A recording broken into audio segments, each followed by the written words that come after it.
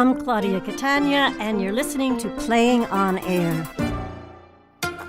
Hey everyone, if you're a fan of Playing on Air, there's another podcast we think you might enjoy. From Backstage, the #1 resource for performers and talent seekers. In the Envelope, the Actors Podcast features intimate, in-depth interviews with today's most award-worthy film, television, and theater stars, from Bryan Cranston to Natalie Portman to Laura Linney. Sometimes you'll have experiences that are great, and those are magical, and you have to enjoy every second of those. And then sometimes you're going to be in productions that just don't work, and they're painful, and it's awful, and it's embarrassing, but you learn a lot. Tune in to these weekly conversations full of inspiration, know-how, and advice on navigating the biz by subscribing to Backstage's In the Envelope wherever you get your podcasts. Hi, Playing on Air listeners. It's your host, Claudia Catania. We'll be back with a full season of brand new episodes this fall. But to tide you over until then, we want to share some short plays from our back catalog. Give a listen. And if you're so inclined, rate and review us on iTunes to help others discover the show. And of course, our listener survey is still live until the end of August at playingonair.org/survey. Thanks, and thanks as always for listening.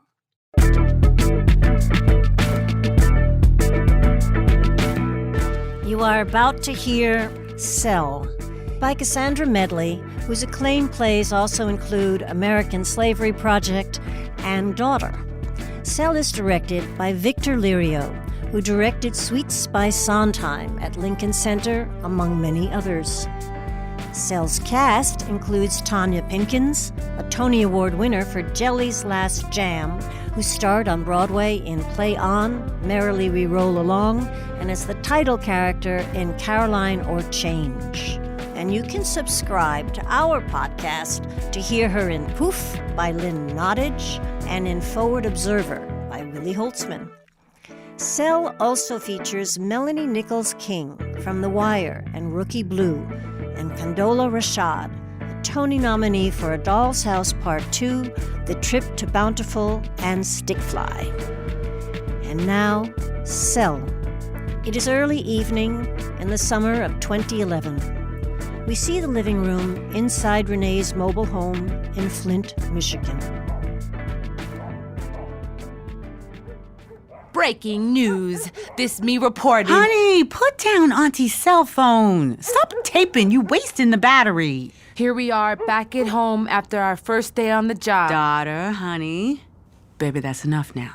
That's your auntie. Just want to show us coming home after our first day at work. Welcome to my home, family. A chocolate cake, Mama Lynn. Oh, sis, look at you. Sneaking in a cake. Wonderful. Thank you so Oh, much. sis, ain't you so sweet? You didn't have to. Breaking news. Auntie done surprised us with a cake to welcome us and celebrate our first day on the job. Girl, I said leave Auntie's cell phone alone. My big sis is the very, very best. Girl, get out of here with all that. Family is family. Auntie, your trail is so nice. It's a roof over my head. Don't want to crowd you. If you ever need, complete privacy, Gwen and me, we can go to the mall for a few hours. Let's get the blankets out before we too tired. Tonight, I'll take the corner. Gwen, you sleep on the love seat. Mama, you need the love seat for your back. Corner's fine with me. We are not here to freeload off your aunt. I want us serving her every chance we get. Understand? Of course, I understand. Relax, Cerise. This is not no boot camp. Sis, I'm making us some meatballs and spaghetti for tonight. You got bath salts? Gwen, go in the bathroom, find bath salts, make a hot tub for your aunt. All the standing she do on her feet. Well, nah, you two gonna be standing long hours. And proud of it, too. So thankful you done got us jobs. Breaking news. Here's my new badge that I wear on my new job. Give me that phone. I told you to stop all that filming. Oh, give her a break, let alone. All the damn badge say is Thurston Corporation. Breaking news. I now work for Thurston Corporation Immigration Detention Center. It's the first real job she's ever had. It's nothing wrong with being proud. Renee, what can I get you? As I recall, you like great big glasses of ice-cold lemonade filled to the brim with ice. You want to pour me a gin and tonic, that'd be great. Better still, hold the tonic. What you staring at? Baby says if you looking for Renee 10 years ago, you looking for a mirage. Breaking news. How do I feel after my first day at Thurston Corporation? Great. I feel great. I never knew there were so many immigrants from so many places. And Mama's working there, too. Auntie's our supervisor. She done got us jobs. Tell how you been promoted to the front desk right away. Now that is something to crow about. Promoted to the front desk on the very first day. Sister, I am so glad I broke down and finally just... Hello, what you think? I was gonna let you be sleeping on the streets back in Cleveland and starve to death? Gwen, don't put that on camera. Ma, all I put is happy stuff. Sister, when my unemployment run out, I thought, hello, welfare. And then they come talking about I don't meet the regulations. I said to that woman, so what we supposed to eat? Air? Don't tell me God's works aren't wondrous. Remember now, always look sharp. Keep in mind that our kind is always on the radar with upper management. Girl, ain't that the truth? They never want to give black folks a break. Why should they? We gotta work twice as hard as anybody else. I say so be it. Builds character. Have no time for excuses. Hi, look here, Gwen. Yes, Auntie? I may be a supervisor, but I also got a supervisor. You know what I'm saying? Leon Banks, we understand. Gwen understands. Daughter, never forget your auntie's taking a big risk in hiring us. Never mind that. Gwen, don't forget it. Why should she forget it? Least we come cheap for Thurston. Don't have to worry about no union workers or paying benefits. Shh. Never mention that. Do you understand? Never. To nobody. Of course, of course. This trailer ain't bugged, is it? You don't gotta worry about us, Renee. We your family. Auntie? What, baby? All them folks that be in the waiting room, them foreigners, they trying to get to their families locked up inside, right? Never you mind. Just do your job. Niece, what are your front desk responsibilities? Watch the front desk on the shift I'm giving. Make all foreigners, them that got families that they waiting to see inside. Make them stay in line and in order. Shh, sister. Let Gwen tell it. Make them stay in the line and in order while they waiting to see their families inside. Good. Very good. Waiting room be so packed. If they keep their seats like they should, they'll fit. Thing is for you to keep order whenever you're assigned to the front desk. That's right. Otherwise, we'd have a madhouse. A madhouse, that's exactly right. Good. Remember now, Leon likes you. Took one look at you and said, front desk. Ain't that something, Gwen? And he's the supervisor over your auntie. Trouble is... Trouble? What trouble? Niecy, come here. Give me a hug. I'm not criticizing, all right? What I do wrong? After all, it's just your first day. I understand that. What'd she do? She punched the right buttons on the computer, didn't she? Niecy, I'm the visitor coming to the window. I want to see Maria Conchita Elena Gonzalez. Here's you. Step away from the window, please. Please step away from the window. Oh, sister, Gwen got a booming voice when she want to use it. You just wait till you hear her booming. Gwen, remember now, you're seated behind plate glass. Just look at my pretty niece, 23 years old, all grown up. And she's ready to use that booming voice. Okay, Gwen, I'm the visitor. What's the first thing you do? Get the name, then check the computer screen to see if they got clearance to visit the resident. Which, 9 times out of 10, they won't have. Or the person they want to see moved out. Move to where? Sister, I'm just so thankful I finally broke down and called you when I did. Step away from the window. Wait your turn. There you go. That's my niece. That's the spirit. Yeah. Auntie, the people living behind the locked door, where they sent to when they moved out? Is that our business? No, it is not. Charisse, don't talk to her like that.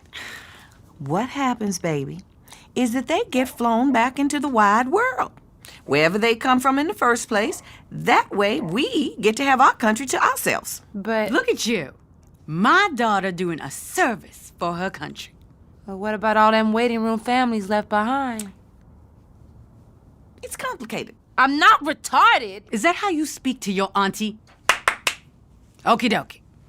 Who's ready for spaghetti in about a half hour? You people over there, step away from the window, wait your turn. Terrific. Wonderful. That's the attitude. And if they don't want to be patient and start screaming and hollering or threatening, then what? Press the button. Let the armed guards handle the situation. Excellent. Remember, you're behind plate glass. You're protected. Step away from the window. Wait your turn. Stand in line. Yes! Sister and niece, welcome to my little hideaway. Spaghetti coming up.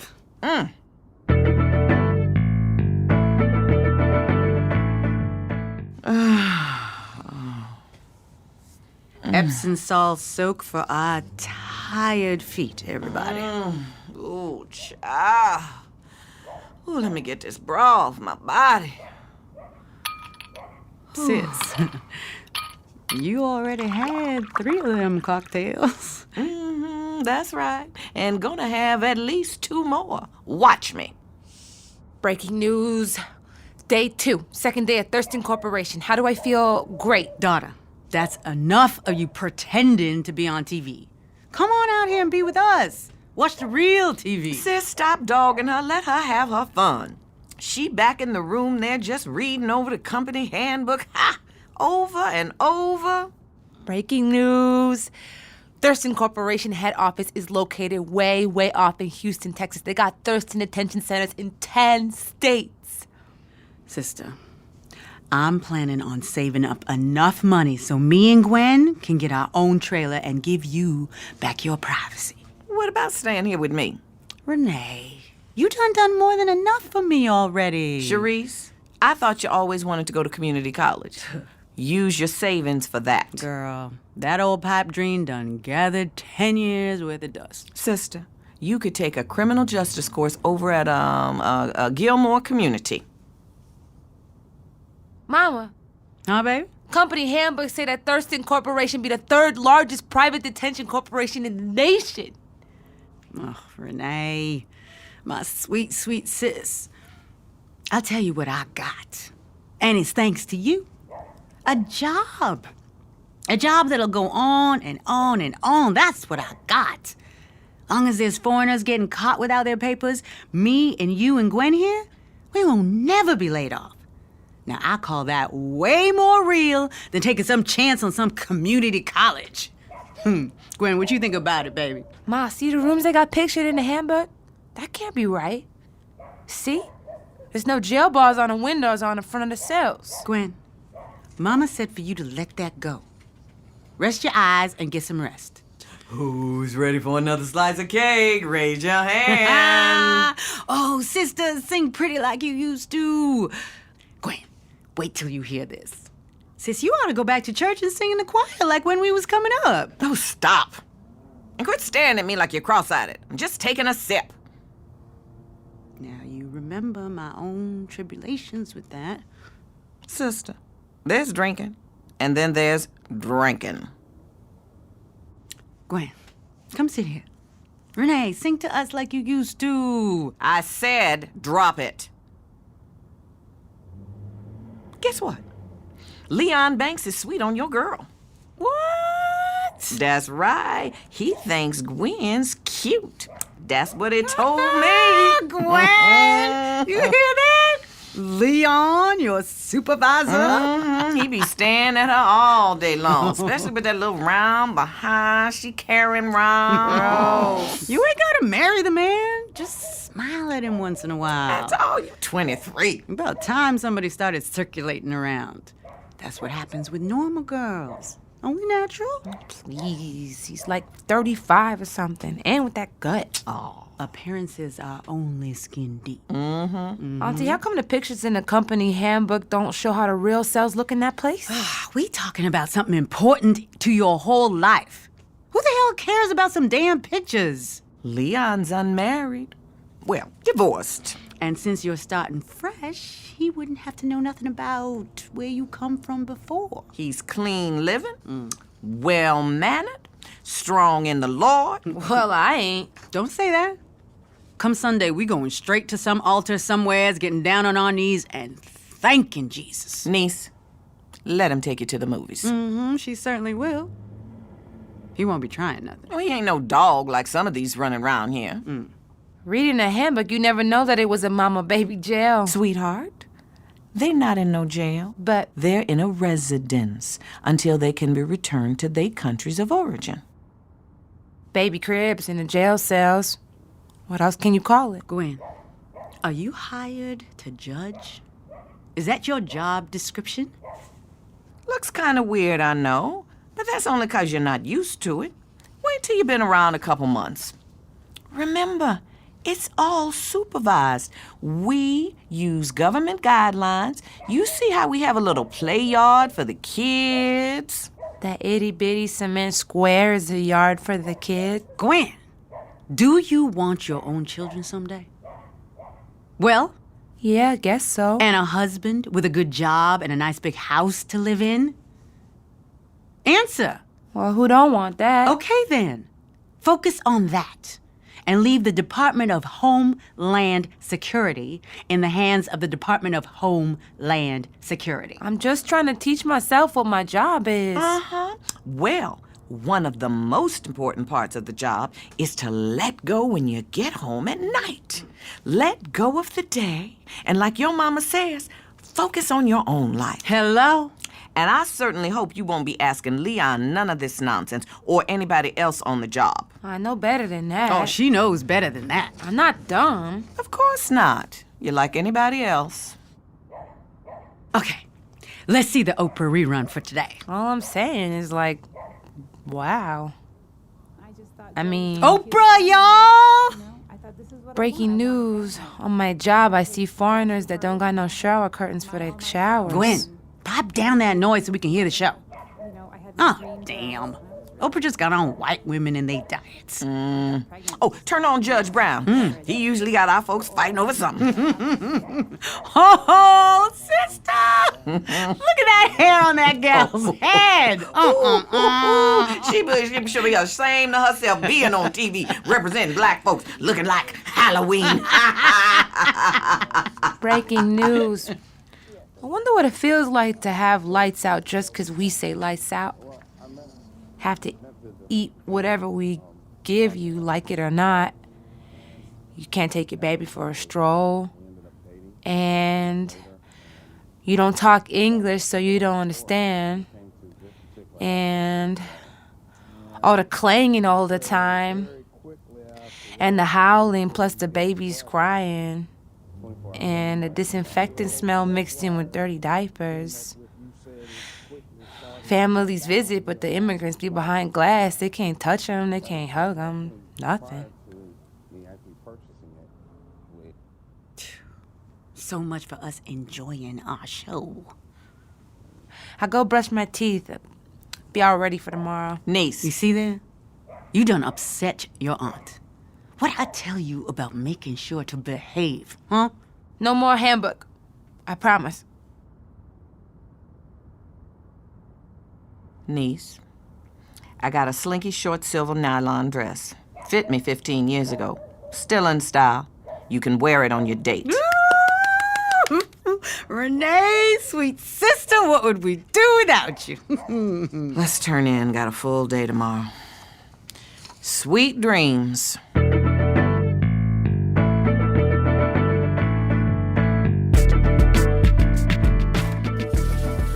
Your mama sure enough loves that hot shower, don't she? Mama, get out the shower so other people can use it. Your mama's beat after working all day, but not you, huh? Me? I could work 2-3 shifts in a row. Bet you could. fixing us juicy burgers. You gonna love how I make them, Auntie. How come you let go from that burger joint didn't work out back in Cleveland? Orders coming so fast at them places. Customers start yelling. I really like living here in Michigan. Aunt Renee, how come you and Mama let 10 years go by without speaking? Child, there's so much blood under the bridge between me and your mama. You don't want to dip a toe in it. Believe me. You was always letting me snuggle on your lap. That's what I'll never forget. Aunt Renee? What, baby? How come I always been slower than the other girls my age? Nonsense. Give me a hug. How could you be slower if you learning to speak Creole? Huh? Huh? Huh? Huh? Ow, turn me loose. I'm hearing you learning to speak French and Spanish. Guess you'll start up on Arab talk next week. What's the matter? What? You must think I'm a fool. You think I'm a fool? What's wrong? What we gonna do with you? You supposed to be our flesh and blood. I'm doing everything just like you told me. No. You going around speaking French and Spanish or patois or whatever the hell it is. That's what you doing. I'm following orders just like you've told me. You got orders to speak to cell number 293 or cell number 156? What is all this? Renee, you let go. You hurting her. Gwendolyn, don't you realize they got cameras all through that place? Think, Gwendolyn, think. What is the matter with you, Renee? Niece, everywhere you turn, there's a lens watching us, and them, breathe, swallow, watching us on the cam. Hold up.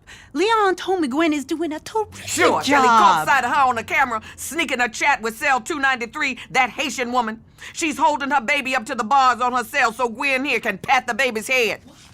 Yep. You know the one we had to put in isolation?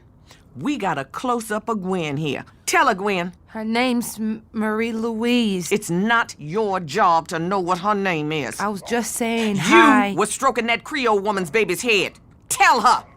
And the Mexican? Gwen here is sharing her curry chicken leftovers with the Mexican. We got it on live on camera. Daughter, you know that's way against regulations. The baby may have a fever. Doctor comes the second Friday of every month. She's been given a cold compress. Meanwhile, only reason she gonna get one more chance is cause Leon thinks you got a sweet behind. Otherwise, he'd have kicked you out this afternoon. He's got his own supervisor. Me and Marie the same age, but she got a baby she gotta keep in jail. When your new friend is put on the plane back to Haiti, guess you wanna go to the shanties too? Or with your Mexican back to the filthy hovels down there? See how well you enjoy it? Okay. No need to be so rough. She won't do it no more. No need to climb the walls about it. Word for me, you two wouldn't have no walls. What you want? Huh? Me groveling on my knees in gratitude? Would that be enough? Mama, don't. She's right. I was wrong. I apologize. Girl, it gets to where these apologies ain't nothing but breathe in and breathe out. Okay. I'm down on my knees. Is that good enough for you? Thank you, sister, for all your kindness. Well, I'm sorry, but am I to always be the Red Cross for the rest of my natural life? I ain't asked you for nothing in 10 years. Right, and 10 years later, when you do call, it's cause you ain't even got one single rusty penny to your name. At least I don't feed on bitterness because my dreams didn't work out. Charisse, I'm not gonna end up on the unemployment line just cause your daughter's brains was marinated in moonshine. What you mean, Aunt Renee? Mama, what She don't mean nothing by that. Do you, Renee? Niece, this ain't Never Never Land where life just gives me this trailer to live in cause God is good and Jesus Christ done had a second coming. I won't do it no more, I promise. She means it, Renee. Gwen, sit. Sit here. We do not speak to them in the cells. We do not let them speak to us. It's for their own good. Do not fraternize. Never get the inmates' hope up. Chaos would break out. The rules are for the good of everybody. You think you helping your Creole and Mexican ladies by befriending them. You are not. Yes, ma'am. We do not find out about them. We do not let them find out about us. We do not answer their questions. We do not ask them questions. We do not get involved. We do not get involved. Hidden camera don't lie. And my home don't come free. Yes, ma'am. And as far as you concerned, don't want to hear no more Creole, no Mexican, no South American, no Arab, or nothing else coming out of your mouth. I'm gonna be so much better tomorrow.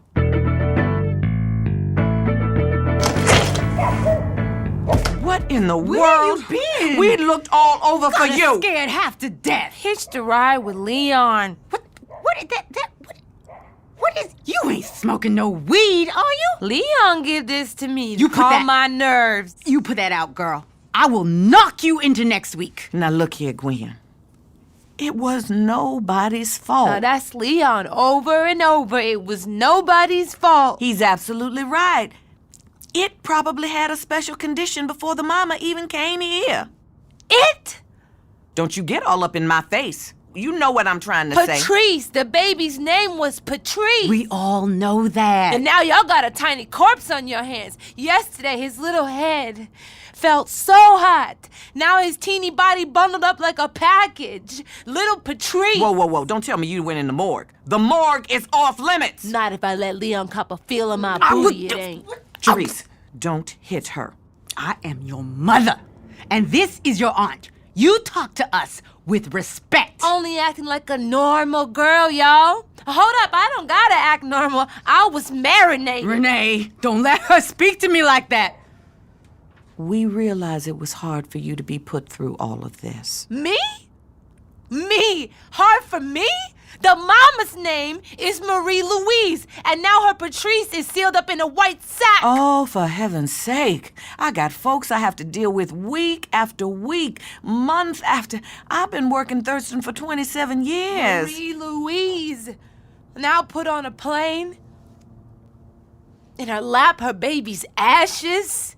Babies get sick sometimes without nobody knowing why it happens. Thought they got cameras trained on everybody night and day.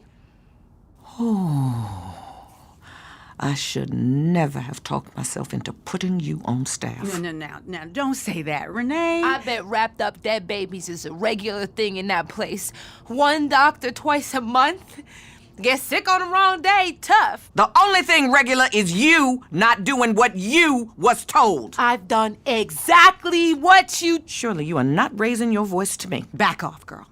Back off. Breaking news. Thurston Corporation is a bold-faced lie. These foreigners, all right, it's sad, but they know the risk they take. When they take the risk of trying to come here and trying to stay without documentation, they know this. They break the law, and they want us to feel bad for them and take the blame. No wonder you got insomnia. Now, you can slant your snake eyes at me all you want, but this the real world, Gwen. Now, every time you put a piece of pie to your lips or curl up in your warm blanket at night, Thurston Corp is paying for it. Or was. I'm fired, right?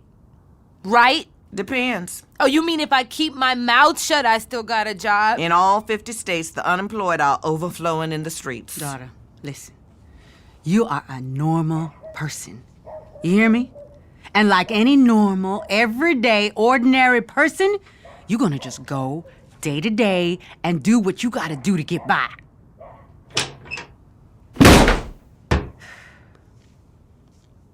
She'll settle down after a while. I know. I'll tell Leon to really romance her. Gifts, flowers, dinner. Y'all can't stay here without her income. I know. We understand. Gwen! Where you think you going with that backpack on your back? Gotta be some joint in this town that'll need floors scrubbed in exchange for a meal. Maybe they'll let me sleep in a cellar. Aunt, you faked my name on a witness form, didn't you? This the first real job you had in your whole life, true or false? You signed my name. Saying that yesterday, I felt no fever coming from off Marie's baby. Damn straight I signed for you, and I volunteered to do it, too. I should have screamed and hollered yesterday and got some help to come to that cell. When will you finally begin to understand that it's your life or theirs, and no in between? Auntie Renee knows what's best. Gwendolyn, look here. Patrice, let me tell you about your little Patrice.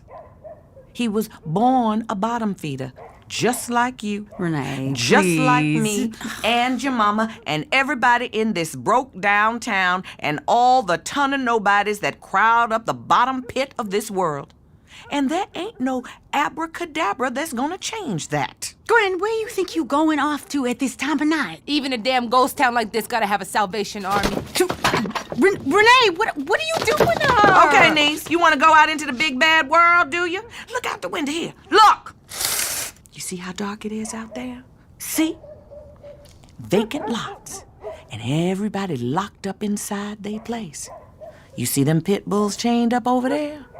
Bars on their windows, just like bars on my windows, to keep out the thugs. You see that van cruising by? They wolves on the prowl, licking their chops with their fangs drooling and out for prey. Oh, you'd be a sweet, tasty morsel. You her auntie. Stop talking to her like Go on, that. Gwen, go on out there. No! Go on, Gwen, go! Looking at me with that evil eye like that. Since I offend you so much, see if you make it to the end of that lamppost. Go! Renee, Get out! Renee, please. She don't mean it. Gonna have that there baby in my dreams from now on. Dreams go up in smoke eventually. Believe me. My Aunt Renee. I thought you were my guardian angel. Girl, you and your mama was in the Cleveland Greyhound with benches for a bed, and the stinky winos and the crack holes surrounding you. Who she call collect?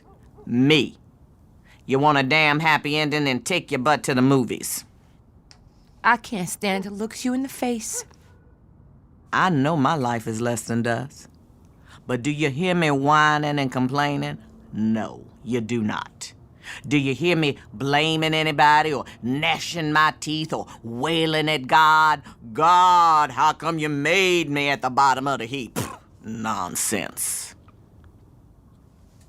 If I'm to be a grain of sand in this damn world, then I'm a grain of sand. This is how I must live, and so I live. I take it. And I take it, and I take it. That's right, and I'm gonna keep on taking it, keep on, and I'm gonna keep it, and I'm gonna keep it, and I'm gonna keep it. Don't you friggin' sister me, damn it! Gwendolyn, you turn on that TV. I'll get it. I'll get it. Come on, Gwen. You sit by Mama. Come on. Gwendolyn, if you open that front door, then you're out of here for good. You hear? Please, baby girl. Come sit by Mama.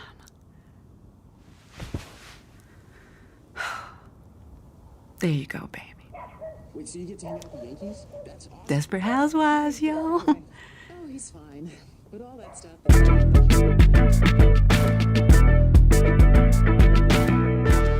You just heard Cell by Cassandra Medley, directed by Victor Lirio and featuring Tonya Pinkins, Condola Rashad, and Melanie Nicholls-King. We thank Cheryl Wiesenfeld Productions for its kind support of Cell.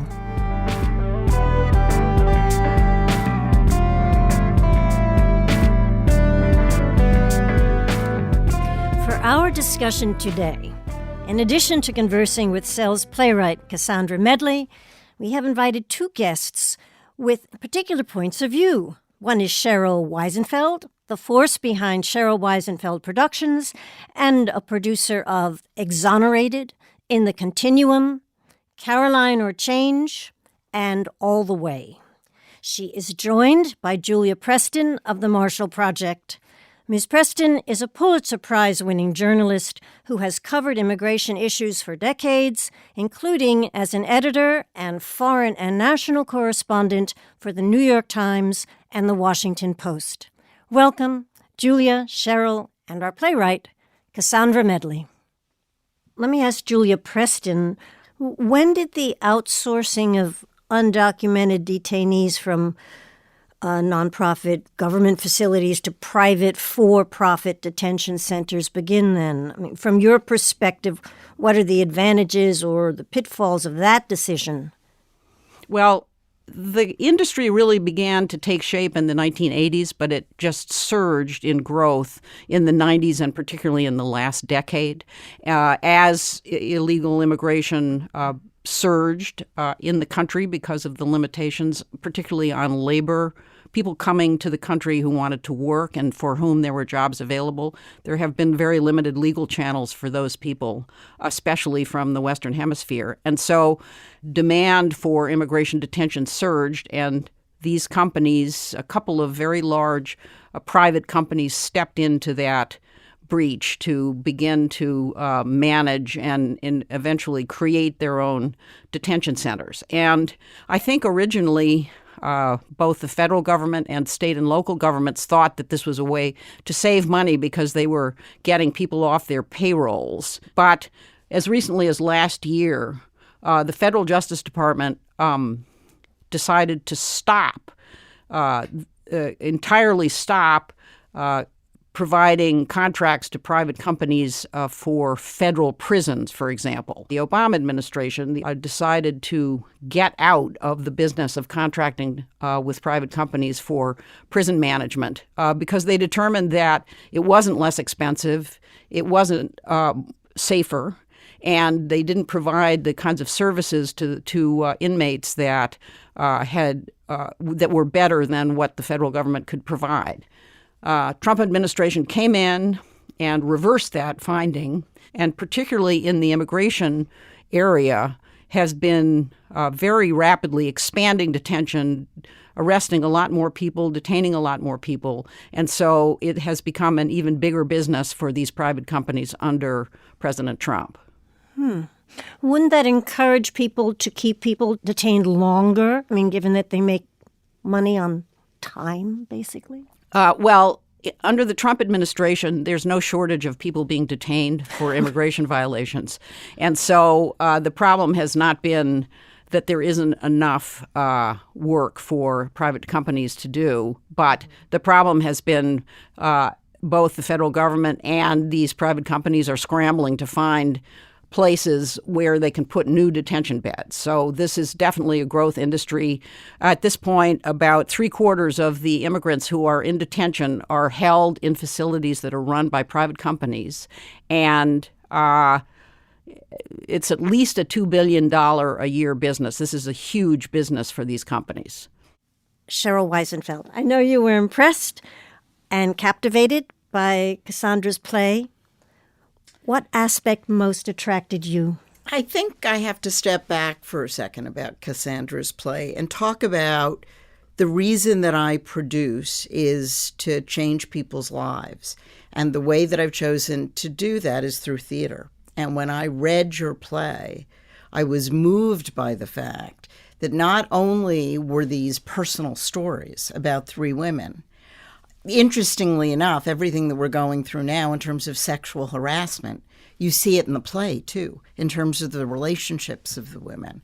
But the play itself is so multidimensional. And as soon as I read it, I said, this is a play that should be not only performed, but should be shown to people around the country in different situations so that we can really discuss and dialogue about what to do. It's the immigration part of it, the detention center part of it is so clear and so visceral. And seeing Gwen's change, from the beginning, her relatives have no respect for her, really. And then how she becomes evolved and politicized through this really short, at the end of it, through this short play, I said, where's the rest of it? It was just so impressive, and I thought, this is what theater should do. It's powerful. It should change people's lives. We should be able to see it dramatically, but we should show it at colleges. We should go to immigration centers. We should do whatever is necessary for people to hear your message so that we can change people's lives and hopefully get rid of detention centers. So, Julia, how long can a prisoner be detained prior to a hearing? The issue for these immigrants is they often don't know, and particularly immigrants in detention, the geography of these centers is that they are really very often placed in locations that are far removed from cities or even from the place where they were apprehended by the authorities. And it's very difficult for people who are in detention, immigrants in detention, to find lawyers. So the result of that is that they often have no control over their circumstances, and it's very difficult for them to understand what's going on in immigration court. So it can be not necessarily a long period of time, but even a month or 2 months or 3 months in a detention center when you don't know anything about what your future is and when you might be released, and when one of the outcomes is that you're going to be deported back to the country that you were trying to get away from. This can be a very difficult experience. And the other thing I wanted to mention about that comes up in the play is that particularly in the private detention centers, there have been repeated serial problems with medical care, with the medical attention. And a colleague of mine, Nina Bernstein, at the Times, wrote a terrible story in 2008 about a detention center in Rhode Island where an immigrant from China died of a fractured spine and multiple terminal cancers that were never diagnosed. And video showed that this man, she actually got a video showing that this man was literally crying in pain before he died. And since then, there have been other episodes, even as recently as last year, people die in these detention centers with illnesses that could easily have been treated, heart conditions, that kind of thing, because they don't get an adequate or a fast enough diagnosis. So this has been a kind of a chronic problem. There's not really any kind of consistent oversight of the private facilities. Who is monitoring these detention centers for this kind of negligence? Well, really, they have very little responsibility to be forthcoming with information. And, I mean, across the board, it's just tremendously difficult to get information in and out about the conditions in the facilities. It's very difficult for immigrants in detention to communicate with their families. In many cases, they have difficulties communicating with their lawyers. Really, the whole process of communication or visibility into what's going on is very limited, and there really isn't a clearly established line of command to some independent agency or some authority that would be monitoring what's going on. Mm-hmm. And that's very much Gwen's quandary in this piece, because she is a pair of eyes and ears on the inside, so to speak, and she has to deal with her conscience on the one hand and her welfare for herself and for her family, which is the crux of your play to some degree, I would think. She's a innocent. Mm-hmm. So she doesn't know anything. Mm-hmm. And that is wonderful for me as a writer, because she just takes in everything and is trying to figure it out. And in her innocence of just trying to get answers, not even really morally offended at first, just amazed, and then slowly offended. Yeah. The fact that she is an innocent and that her mother and her aunt have been weighed down by the burden of life.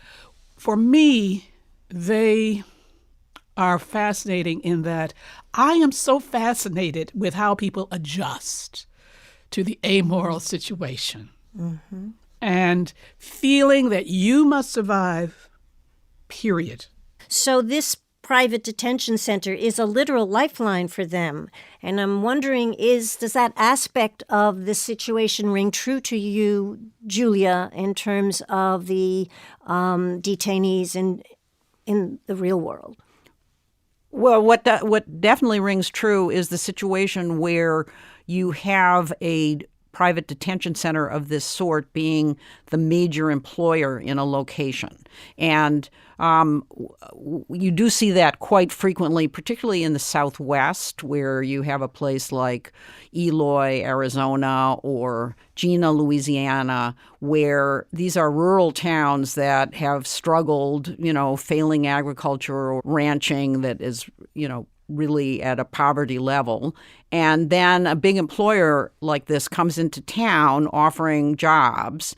And what you find is that the residents are, in immigration detention, the residents are often kind of on the other side of a wall or the other side of a bar or a barbed wire fence from a population that isn't that dissimilar from them. And, this is particularly true in Arizona. You see this a lot, where you have Latinos who are, and Mexican Americans who are hired to work in these detention centers, and their families have come from Mexico with very similar histories to the ones of the people who are in detention. I think it's important to remember that the people who are in immigration detention are not in criminal proceedings. This is not a criminal proceeding. This is a civil proceeding.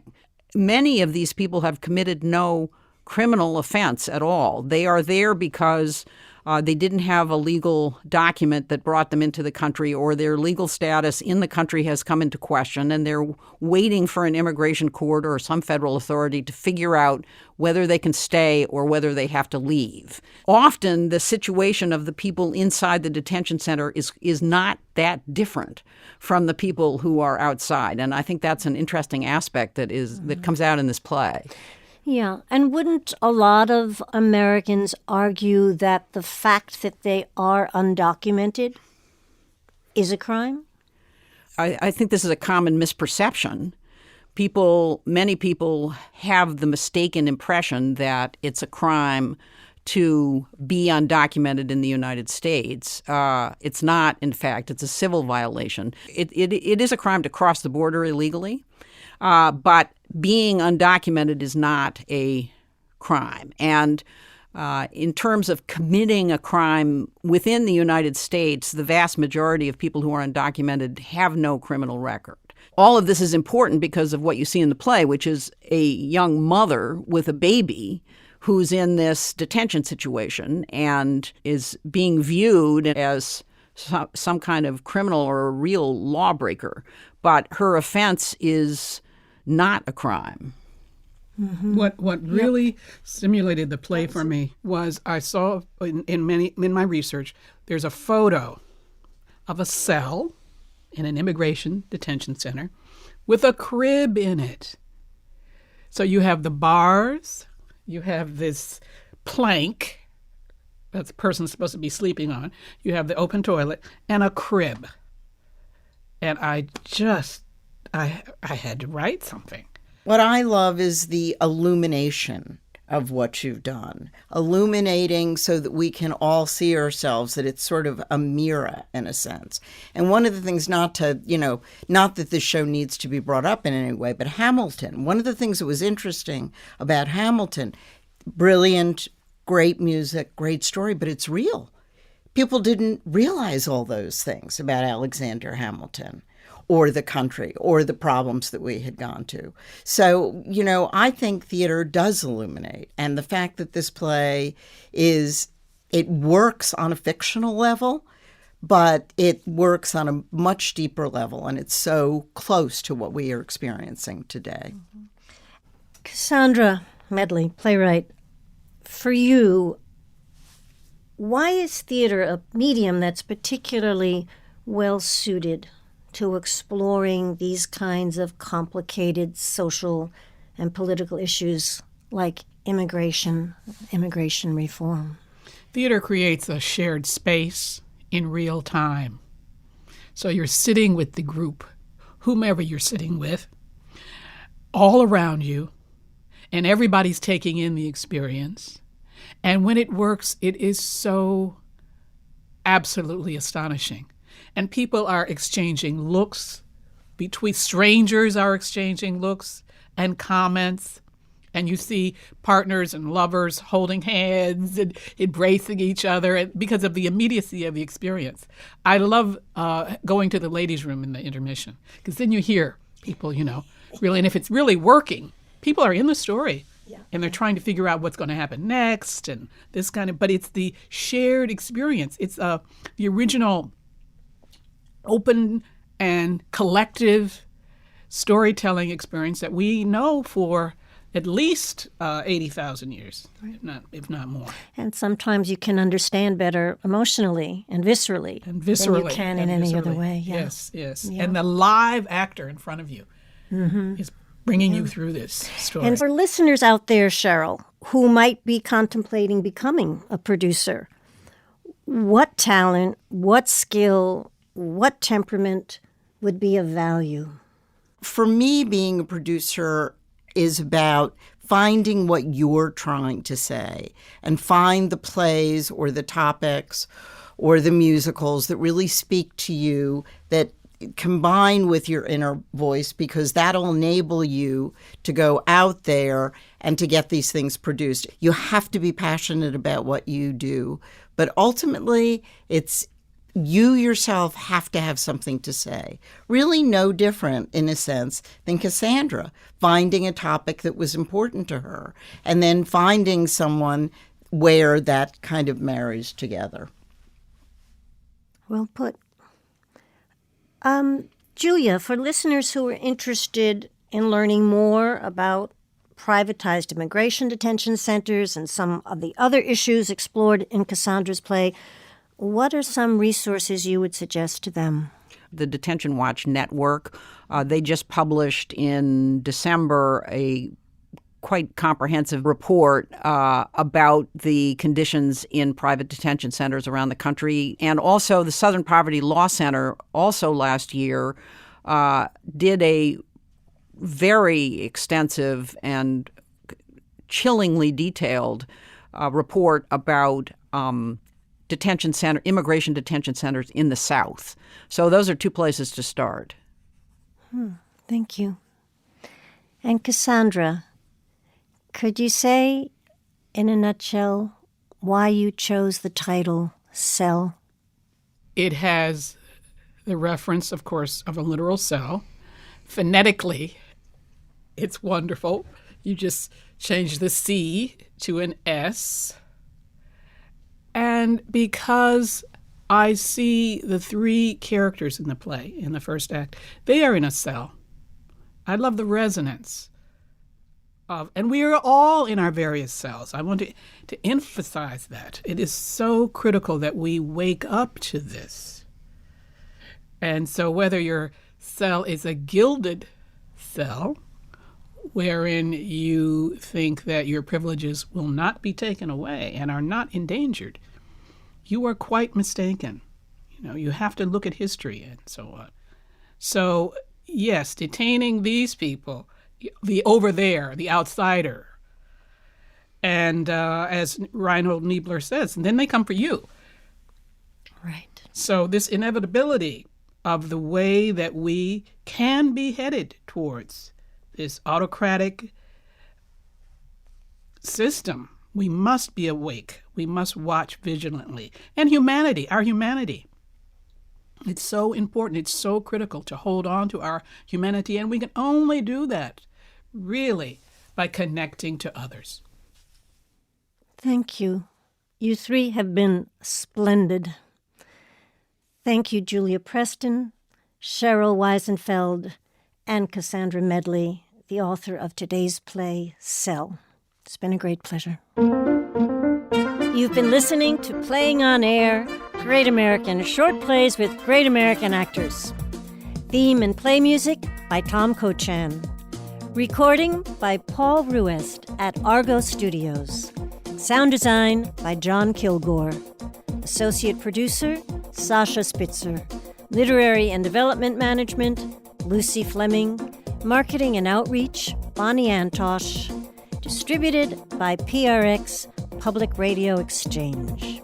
We invite you to visit our website at playingonair.org, where you can stream short plays and find information about our artists and plays. Join us on Facebook or Twitter and subscribe to our podcast on iTunes. While you're there, leave us a review. We value your opinion. For Playing on Air, I'm your host, Claudia Catania. Thanks for listening.